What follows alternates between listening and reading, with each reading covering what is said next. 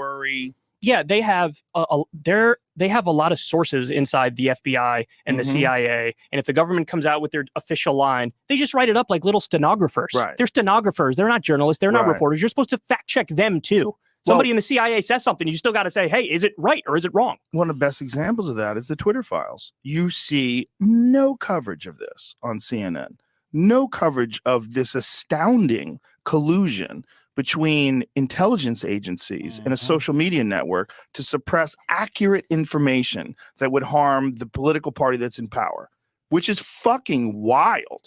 It's wild that the news isn't covering this because, like, arguably that's as big a scandal as Watergate. It's as big a scandal as any other times in the past where we've found that there's been some really shady shit going on that would change the way people would see a narrative.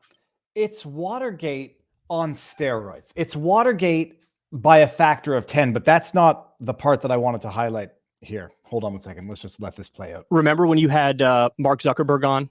Yes. And Zuckerberg was like, yes. Like, how many times did we play that clip on this channel? Yeah, the FBI reached out to us and they said, you know, hey, there's going to be a disinformation dump from Russia coming. And so we were ready when the Hunter Biden thing dropped. Yeah. And it's like, okay, well, this is a perfect example of they were just wrong. They said, oh, this isn't Hunter Biden's laptop. You know, it's no big deal. This is just Russian disinformation. Yeah. And then it turns out it was his laptop. And so, and Mark Zuckerberg was almost doing a victory lap by saying, hey, I only suppressed it in the algorithm as opposed to banning it. He was like, oh, I didn't ban it. So therefore I'm, you know, good on me. They were wrong. They got it wrong. Ugh, do I look pale and tired and ugly? They didn't get it wrong. They lied. When the intelligence came down and sat with Zuckerberg and they said, we get word, some Russian disinformation. They didn't get it wrong. They lied to Zuckerberg. And whether or not Zuckerberg read through the wink, wink, nudge, nudge, they all lied.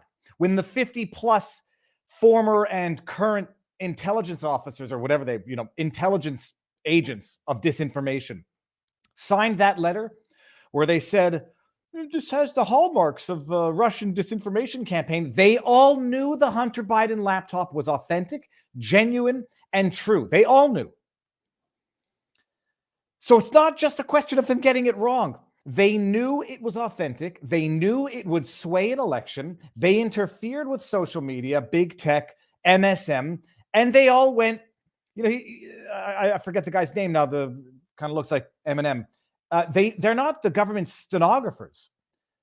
I've said this before. The media went from being the government watchdog to the government lapdog. And nobody will do anything. Well, we will rage against the dying of the light, and we will scream it loud and proud here. They lied.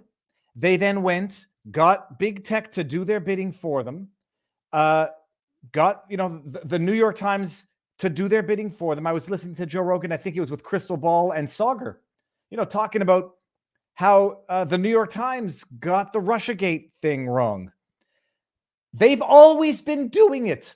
They've always been doing it, but the gatekeeping has been so much easier before the advent of the internet and the democratization of information. There's a reason why Dictator Trudeau wants to control the internet, and he's well on his way to doing it right now. Bill C-11 is passed through the Senate with some modifications. Bill C-11 is the, no, not the online. Yeah, the Online Streaming Act.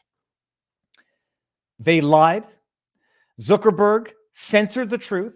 Whether or not he knew he was censoring the truth or thought he was being a good, you know, a good boy for the government, Twitter did it. Facebook did it. They interfered with an election while accusing others of interfering in elections.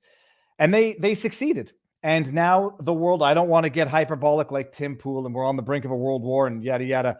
It looks like we might be on the brink of a world war. I think cooler heads will prevail, but my goodness, I don't know why I read the media, but I still do. And, you know, count the doomsday clock is at 11:30, the closest it's ever been to doomsday.